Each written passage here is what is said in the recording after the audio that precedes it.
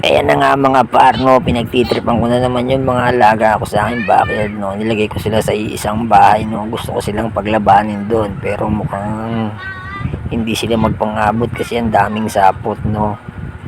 Ayun, tatakbo. Ay, nabol ni malaki.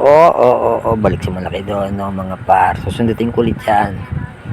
Ayun na, kasi gusto ko talaga silang maglaban dyan, eh. Kaso nga lang, hindi talaga sila magpang-abot, no? Pinuputol ko na nga yung mga sapot-sapot dyan, eh, para... Ina mo eh, maliit ako eh. Kaya talaga naman, ayun ang nalaglag pa. Ayun na.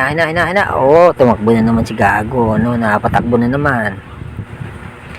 Hindi ako makakatis dyan mga par. Paglabanin natin yan dyan. Kaso mukhang hindi talaga sila magpang-abot.